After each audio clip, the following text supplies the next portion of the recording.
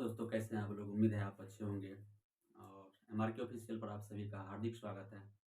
और आइए आज हम लोग उसी ज्योग्राफी की सेशन को आगे बढ़ाते हुए एक नए टॉपिक की शुरुआत करने वाले हैं। आज हम लोग ब्रह्मांड के बारे में एक्चुअली पढ़ने वाले हैं। क्या पढ़ने वाले हैं? ब्रह्मांड के बारे में पढ़ने वाले हैं। देखिए, ब्रह्मांड में पढ़ना तो बहुत कुछ है। जैसे कि ब्रह्मांड में सौरमंडल पढ़ना है, तारामंडल पढ़ना है, आकाशगंगा पढ़ना है, नक्षत्र पढ़ना है, ग्रह पढ़ना है। और भी ऐसी-ऐसी चीज़ें हैं जो हमको इसके अंतर्गत स्टडी करना है। यानी आप अपने ऊपर जो भी चीज़ देखते हैं वो सब आपको क्या कहते हैं, ब्रह्मांड है। आकाशीय पिंड है ऊपर में। तो डायरेक्ट हम कह सकते हैं इस भाषा में कि आकाश में जितनी भी चीज़ें हैं, अंतरिक्ष में जितनी भी चीज़ें हैं, इस सभी का स्टडी आपका एस्ट्रोनॉमी कहलाता है। क्या कहलाता है? एस्ट्रोनॉमी कहलाता है। यानी हम एक शॉर्ट भाषा में कह सकते हैं कि study of universe is called astronomy. Study of universe is called astronomy.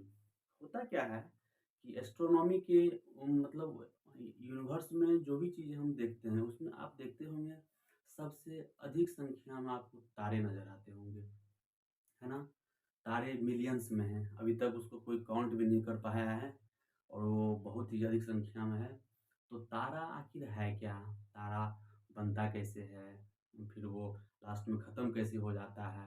आज इन सारी चीज़ों का हम एक डिटेल अध्ययन करने वाले हैं।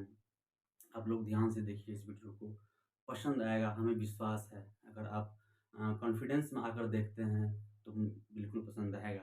बस ध्यान से देखते रहिए। एक्चुअली में तारा, बताइए आप लोग तारा क्या है? कितने लोग जानते हैं इसके बारे में? तारा के बारे में? बहुत लोग जानते होंगे, बहुत लोग नहीं भी जानते हैं।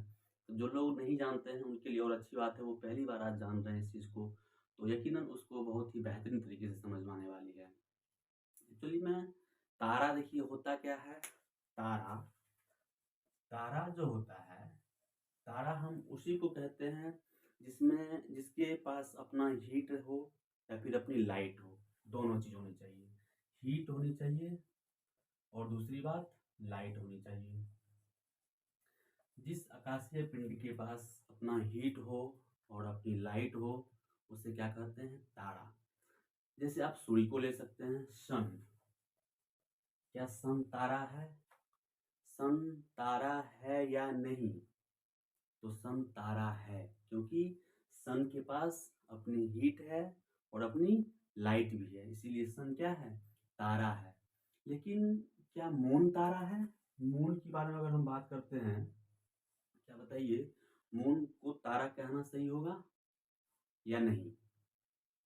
अगर आपको लगता है मून तारा है या नहीं है तो कॉन्फिडेंस में आ जाइए, कन्फर्म हो लीजिए कि मून तारा नहीं है। क्यों नहीं है? क्योंकि मून के पास अपना ना तो हीट है और ना ही अपनी लाइट है। मून जो लाइट प्राप्त करता है किससे? सन के माध्यम से। सन के द्वारा मून को लाइट मिलता है, तब जाकर ये प्रकाशित होता है। उससे पहले इसके पास अपनी हीट और अपनी लाइट नहीं होती है। इस वजह से हम मून को तारा की श्रेणी में नहीं रखते हैं। तारा एक्चुअली में वही है जिसके पास अपना हीट है और अपनी लाइट है, जैसे सन हो गया। तो ये तो देख लिया आपने तारा, लेकिन तारा बनता कैसे है?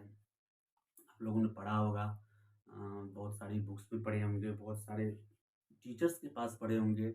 आइए आज हम थोड़ा-सा इस पर डीप स्टडी करने की कोशिश करते हैं। आप लोग कंसंट्रेशन बना के देखिए, यकीनन बहुत मज़ा आने वाला है। तारा, 1 मिनट। देखिए तारा जो होता है, तारा बनने से पहले ये एक गैस का गोला होता है। क्या होता है? गैसेस का गोला। तारा बनने से पहले ये एक गैस का गोला होता है। एक सिंपल भाषा में समझें, जैसे आप देख लीजिए, ये एक गैस का गोला है। क्या है ये? गैस का गोला है। बहुत कम मात्रा में गैसेज है यहाँ पर। भीड़ भाड़ कम है ऐसे कह सकते हैं आप। बहुत क्या कहते हैं, विरल मात्रा में है। क्या है ये? विरल गैस कह सकते हैं आप इसको। क्या कह सकते हैं? ये एक विरल गैस है। होता क्या है, ये विरल गैस धीरे धीरे चूँकि अर्थ के द्वारा ग्रेविटेशनल फोर्स लगता है और ये विरल गैस ग्रेविटेशनल फोर्स के कारण घूम जाता है। घूम जाने के क्रम में ये एक दूसरे के करीब आ जाता है। आप देखे होंगे अगर बड़ी जोर की आंधी आती है और आंधी आने के क्रम में हवाएं एक ही जगह पर घूम जाती है और वहाँ पर जितनी धूलकन होती है सब एक दूसरे के चक्कर काटने लगते हैं, घूमने लगते हैं। वो ग्रेविटेशनल फोर्स की रीजन होता है, ग्रेविटेशनल फोर्स के कारण ऐसा होता है। तो ये जो विरल गैसेज हैं ग्रेविटेशनल फोर्स के कारण ये गैसें काफ़ी करीब आ जाती हैं। क्या होती हैं? ये गैसें काफ़ी करीब आ जाती है, घना हो जाता है और जब घना होगा तो इसमें हीट आएगा। आप किसी भीड़ में जाते हैं, कहीं सत्संग होता है या फिर कहीं पर भागवत कथाएं होती है जहाँ पर लाखों लोगों की भीड़ होती है, ऐसे ऐसे बहुत जगह हैं, आप गए होंगे तो आप फील करते होंगे वहाँ पर गर्मी पड़ती है, गर्मी लगती है, लोगों की भीड़ की वजह से वहाँ पर गर्मी लगती है। जस्ट उसी प्रकार से यहाँ पर है, ये जो गैसेस का गोला है, ये जो विरल गैस है, ये विरल गैस ग्रेविटेशनल फोर्स के कारण एक क्या करता है कि अपने में घूम करके काफ़ी क्लोज आ जाता है और क्लोज आने की वजह से इसमें गर्मी उत्पन्न हो जाती है। जब इसमें गर्मी उत्पन्न हो जाती है काफ़ी नज़दीक आने की वजह से, इसी को क्या बोलते हैं? निहारिका। क्या बोलते हैं इसको दोस्तों? निहारिका। ध्यान से सुनना, बिल्कुल आपको पानी की तरह समझ में आने वाली चीज़ है, इसमें कुछ लोचा नहीं है, कोई उलझन नहीं है। अगर आप चीज़ों को ईजिली लैंग्वेज में समझते हैं तो आपके लिए बहुत आसान हो जाता है। तो ये क्या है? निहारिका। निहारिका, निहारिका को अंग्रेजी में बोलते हैं क्या? नेबुला। निहारिका को अंतिम क्या बोलते हैं? नेबुला। तो अब आप दिमाग लगाइए, पहले ये विरल गैस था, ग्रेविटेशनल फोर्स के कारण ये करीब आ गया, करीब आने के दौरान में क्या हो गया, इसके अंदर गर्मी आई और गर्मी की वजह से क्या होगा, ये एक समय ऐसा आएगा जब गर्मी ज़्यादा पड़ेगी तो उसमें आग लग जाएगी, नहीं लग जाएगी? आग लगने के दौरान ये बन जाएगा क्या? तारा। अब इसमें क्या हो गया? हीट भी आ गया और लाइट भी आ गया। सबसे पहले विरल गैस था, उसके बाद ग्रेविटेशनल फोर्स के कारण ये क्या हो गया? निहारिका का रूप ले लिया। निहारिका का रूप ले लिया दैट मीन्स कहने का है काफ़ी क्लोज आ गया वो, और क्लोज आने की वजह से उसमें गर्मी उत्पन्न हुआ और एक समय ऐसा आएगा कि वो गर्मी को सह नहीं पाएगा तो उसमें आग लग जाएगी और आग लग जाने के दौरान ये क्या बन जाएगा? ये तारा बन जाएगा। अब सोचने वाली बात है, जब आग लगने के बाद ये तारा बन गया तो इसके पास, इससे पहले हम चर्चा कर चुके हैं कि तारा के पास अपनी क्या होती है? हीट होती है और अपनी लाइट होती है। अगर ये तारा बन गया तो इसके पास भी अपना हीट और लाइट होगा, बिल्कुल होगा। इसके अंदर भी अपना हीट होगा और इसके अंदर भी लाइट होगा। अब ये तारा किस रूप में है, यहाँ पर पूछ सकता है कोई आपसे किसी एग्जाम्स में या फिर किसी भी कंपटीशन में, कहीं भी। तो तारा के अंदर जो ईंधन है, यह ईंधन हाइड्रोजन है। क्या है ये? हाइड्रोजन। ध्यान से समझिए इस चीज को। तारा के अंदर क्या है? हाइड्रोजन। ये हाइड्रोजन जो है संलयन के माध्यम से हीलियम में कन्वर्ट हो जाता है। किसमें? हाइड्रोजन कन्वर्ट हो जाता है किसमें? हीलियम में, He। हाइड्रोजन का कन्वर्जन हीलियम में होता है। किस विधि के द्वारा होता है? तो संलयन विधि के द्वारा होता है। किस विधि के द्वारा होता है? संलयन विधि के द्वारा होता है। और जब संलयन विधि के द्वारा हाइड्रोजन हीलियम में कन्वर्ट हो जाता है तो इस तारे के अंदर जो ईंधन बचा है वह ईंधन किस फॉर्म में होगा? आप लोग बताएंगे, लिक्विड फॉर्म होगा, गैस फॉर्म होगा या फिर सॉलिड फॉर्म होगा? इस तारे के अंदर जो भी ईंधन है वह आपका प्लाज्मा फॉर्म होता है। प्लाज्मा क्या होता है? इस तारे के अंदर जो ईंधन है वो प्लाज्मा की फॉर्म होता है। प्लाज्मा आपने देखा है कि प्लाज्मा का ना सुना तो होगा ही। प्लाज्मा न तो लिक्विड होता है न तो गैस होता है। प्लाज्मा लिक्विड गैस का समझिए एक प्रकार से मिक्सचर होता है। जैसे आप गंध देखे हैं, गंध फेविकॉल, गंध फेविकॉल। अब मान लीजिए कोई नेटा सुलगता है, नाक से जो नेटा निकलता है और कफ जिस इंसान के अंदर है, अगर वो जोर से खांस करके कफ निकालता है, क्या वो कफ लिक्विड होता है? नहीं होता है। वो कफ ना तो लिक्विड है और ना ही सॉलिड है, ना ही गैसेज है। वो प्लाज्मा की फॉर्म में है। उसको आप ना तो उठा सकते हैं सही से, ना तो उसको सही से आप पानी में बहा सकते हैं। वो एक बार में नहीं खिसकने वाला है। जैसे आप एक एग्जांपल और ले लीजिए, रोड बनते हुए आप लोगों ने देखा होगा, गिट्टी बिछा देने के बाद, फैला देने के बाद उस पर अलकतरा दिया जाता है। अलकतरा क्या है? एक प्लाज्मा का फॉर्म है वो। अलकतरा ना तो लिक्विड है, ना तो गैस है और ना ही ठोस है। वो क्या है? एक प्लाज्मा के फॉर्म में रहता है। तो ये प्लाज्मा के फॉर्म में ईंधन इस तारे में मौजूद रहता है। लेकिन आप एक बात बताइए, कोई भी चीज हमेशा तक के लिए रहता है क्या? नहीं रहता है। अगर हमेशा तक के लिए नहीं रहता है तो ये तारा का भी एक ऐसा समय आएगा जो इसके अंदर जो ईंधन है वो ईंधन खत्म हो जाएगी, धीरे धीरे खत्म हो जाएगी। अगर ईंधन धीरे धीरे इसका खत्म होने लगे तो ये क्या हो जाएगा? तारा ईंधन खत्म होने के बाद यह बन जाता है लाल दानव। क्या बन जाता है? लाल दानव। लाल दानव। लाल दानव को अंग्रेजी में बोलते हैं रेड ज्वाइंट। रेड ज्वाइंट तारा से बना रेड ज्वाइंट। क्या चेंजिंग आया इसमें? तारा के अंदर जो हीट और लाइट था और ये जो रेड ज्वाइंट बना, ये रेड ज्वाइंट बनने के क्रम में इसका आकार बड़ा हो गया। क्या हो गया? रेड ज्वाइंट का आकार बड़ा हो गया और इसमें ईंधन की कमी हो गई। आकार भी बड़ा हो गया, ईंधन की भी कमी हो गई। अब धीरे धीरे ईंधन इसका कम होता जाएगा और एक समय ऐसा आएगा, इतना कम हो जाएगा कि यह तारा विनाश हो जाएगा, तारा बर्बाद हो जाएगा। लास्ट में ब्रह्मांड में ऐसे वैसे भटकते रहेगा, इसका कोई अस्तित्व नहीं रहेगा। ना तो इसमें लाइट रहेगी, हमारे जीवन में इसका कोई अस्तित्व नहीं रहेगा। तो लाल दानव का भी एक ऐसा समय आता है जब लाल दानव का 80 से 85%, ध्यान से सुनना, क्या कहा हमने कि जब ये लाल दानव का 80 से 85% ईंधन खत्म हो जाता है, तब ये रूप ले लेता है किसका? श्वेत वामन का। ये लाल दानव का 80 से 85% ईंधन जब समाप्त हो जाता है, यह किस फॉर्म में आ जाता है? यह आ जाता है आपको श्वेत वामन। इसको क्या बोलते हैं? श्वेत वामन। अब आप श्वेत वामन कहेंगे क्या है? आप आकाश में देखते होंगे तारे, कुछ तारे ऐसे होते हैं बहुत दूर दूर तक दिखाई देते हैं। ऐसा लगता है कि वो डूबता जा रहा है।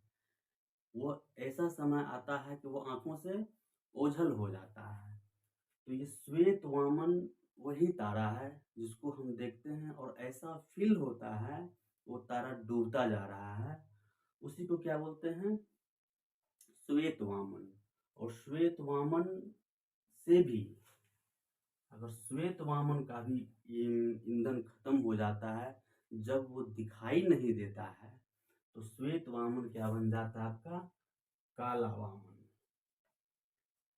काला वामन, ब्लैक ड्वार्फ इसको बोलते हैं, ब्लैक ड्वार्फ। श्वेत वामन से किसमें बन गया? काला वामन। और जब ये काला वामन के फॉर्म में आ जाता है, ब्लैक ड्वार्फ के फॉर्म में आ जाता है, तो इसके अंदर बिल्कुल भी लाइट नहीं बचती है, ना तो हीट बचती है। एक प्रकार से समझिए यह बर्बाद हो जाता है, खत्म हो जाती है इसकी कहानी। ब्रह्मांड में इसका कोई अस्तित्व नहीं रहता है, यह अस्तित्व विहीन हो जाता है। तो आप देखें तारा का स्टार्टिंग कहाँ से है और तारा खत्म कहाँ पे हो जाता है। तारा स्टार्टिंग टाइम में पहले क्या था, एक विरल गैस था, और विरल गैस ग्रेविटेशनल फोर्स के कारण एक जगह करीब आकर के निहारिका का रूप ले लेता है, जिसको नेबुला कहा जाता है। और ये नेबुला एक समय ऐसा आता है, इस नेबुला में आग पकड़ लेती है। आग पकड़ लेने के बाद ये तारा बन जाता है। एक बात आप दिमाग लगाइए, आप कहेंगे सूर्य भी एक तारा है, और सूर्य से ऊपर जो भी चीज़ जितने भी तारे नज़र आते हैं, असंख्य तारे, वो भी एक तारे हैं। तो सूर्य को सूर्य क्यों बोलते हैं और तारे को तारे क्यों बोलते हैं? कुछ तो वजह होगी। इसकी एक खास वजह यही है, आप फ़ील कीजिएगा, सूर्य भी एक तारा है, और उसके ऊपर जो तारा हम देखते हैं छोटे-छोटे, वो काफ़ी डिस्टेंस में है, वो काफ़ी दूरी में है। और जो सूर्य है हमारा तारा, ये काफ़ी नज़दीक में है। आप दिमाग लगाइए, आप ज़रा सोचिए, आप जहाँ भी हैं, आप जिस भी रिलेशन में हैं, जिस भी फैमिली में हैं, जिस भी समाज में हैं, बहुत सारे लोग होते हैं समाज में, लेकिन उसमें कुछ खास लोग ऐसे होते हैं आपके, जो आपका बहुत करीबी होता है, दिल के करीबी होता है। आप उसके लिए एक यूनिक नाम रख देते हो, नहीं है? उसके लिए एक यूनिक नाम रख देते हो, और सब तो जनरल हो जाता है आपके लिए, और उसमें से एक लोग जो होता है आपके करीबी होने की वजह से आप उसको स्पेशल मान लेते हो, तो उसके लिए स्पेशल नाम दे देते हो आप। बहुत सारी बातें हैं, बहुत सारे नाम्स हो जाते हैं यहाँ पर। तो वही बात सूर्य में है और तारा में है। तारे तो बहुत हैं, सूर्य भी हमारा एक तारा है, लेकिन सूर्य काफ़ी नज़दीक है, इसीलिए हम उसको एक अलग नाम दे देते हैं, जिसको सूर्य बोलते हैं, यही वजह है। तो फिर आपने देखा तारा है, क्वेश्चन आपको यहाँ से बनेगा, तारा के अंदर जो ईंधन रहता है, वह किस फॉर्म में रहता है? ठोस, द्रव, गैस और प्लाज्मा। आपका ऑप्शन क्या होगा? प्लाज्मा। प्लाज्मा ना तो ठोस है, प्लाज्मा ना तो द्रव्य है, ना तो गैस है। एक्चुअली में वो सभी का मिक्सर रूप होता है। उसके बाद आपने देखा, ये तारे में आग लगने, इस समय तो यहाँ हीट और लाइट भरपूर मात्रा में है, ये तारे हैं, हमें दिख भी रहे हैं आकाश में, लेकिन ये धीरे-धीरे क्या होता है, इसके अंदर हीट खत्म होने लगती है। जब 80 से 85% इसकी हीट खत्म हो जाती है, इसका आकार बड़ा हो जाता है। आकार बड़ा होने के साथ-साथ इनकी ईंधन कम हो जाती है। ईंधन कम हो गया, आकार बड़ा हो गया, उसको क्या बोलते हैं? लाल दानव, रेड जॉइंट कहा जाता है इसको इंग्लिश में। और जब लाल दानव का ईंधन 90 से 95% समाप्त हो जाता है, तो वो रूप ले लेता है किसका? श्वेत वामन का। अभी आपको मैंने बताया कि श्वेत वामन वही है जिस तारे को हम देखते हैं बहुत दूर है, काफ़ी गौर से देखने के बाद पता चलता है कि हाँ, वहाँ पर तारा है। इसी श्वेत वामन को बोलते हैं फॉसिल स्टार। क्या बोलते हैं इसको? Fossil star. फॉसिल स्टार, ये श्वेत वामन को बोलते हैं फॉसिल स्टार। और जब श्वेत वामन का भी हीट लाइट बिल्कुल तरीके से समाप्त हो जाता है, नगण्य हो जाती है, तो वो तारा काला वामन बन जाता है, ब्लैक ड्वार्फ बन जाता है। इसमें कुछ भी नहीं बचता, एक प्रकार से ये बेकार हो जाता है। यूनिवर्स में इसका कोई अस्तित्व नहीं है, ना तो हमारे लाइफ में अस्तित्व है। तो एक तारा का एक जनरल नॉलेज हम आपके सामने रखने की कोशिश किए। हमें उम्मीद है आपको ये चीज़ समझ में आई होगी, और दिमाग में आपको एक चीज़ फिगर बन गया होगा। बस आप इस चीज़ को याद रखिएगा, एक डायरेक्शन, तारा स्टार्टिंग कहाँ से हुआ, तारा बनने से पहले क्या, अगर पूछ दे आपको कि तारा तारा बनने से पहले क्या था, तो आपका आंसर क्या होगा? निहारिका। बोले तो नेबुला। और उससे पहले क्या था? विरल गैस के रूप में था। विरल गैस से निहारिका बना, निहारिका से तारा बना, तारा से लाल दानव बना, और लाल दानव से श्वेत वामन बना, और श्वेत वामन को ही बोलते हैं क्या? Fossil star. और श्वेत वामन का जब एनर्जी खत्म हो गई या लाइट हीट बिल्कुल समाप्त हो गई, तो वो क्या बन गया मेरा? काला वामन, जिसको बोलते हैं ब्लैक ड्वार्फ। तो तारा की शुरुआत से लेकर के अंत तक आपको उम्मीद है समझ में आ गई होगी। इसके नेक्स्ट वाले वीडियो में हम इससे आगे वाली चीज़ों को लाएंगे, ये जो अभी आपको बताएँ तारा का शुरुआत और अंत, ये छोटे तारे के लिए है और बड़े तारे का एक अलग कॉन्सेप्ट है। नेक्स्ट वीडियो में हम बड़े तारे के बारे में कॉन्सेप्ट की बात करेंगे, डेप्थ में जाएँगे। आप ध्यान से इस चीज़ को समझिए, कंसंट्रेट होकर के अगर आप नहीं देखते हैं तो फिर देखना बेकार है। देखना है वीडियो तो कंसंट्रेट हो कर के क्लास कीजिए, ज़्यादा मज़ा आएगा, नहीं मज़ा आएगा तो बताइएगा। कमेंट पे ज़रूर बताइए मज़ा आता है कि नहीं आता है। अगर आता है तो अच्छी बात है और बेहतर से बेहतर चीज़ करने की कोशिश करेंगे। बाकी आप लोग का सपोर्ट बहुत अच्छा लगता है। देखते रहिए, मिलते हैं नेक्स्ट क्लास में। सभी को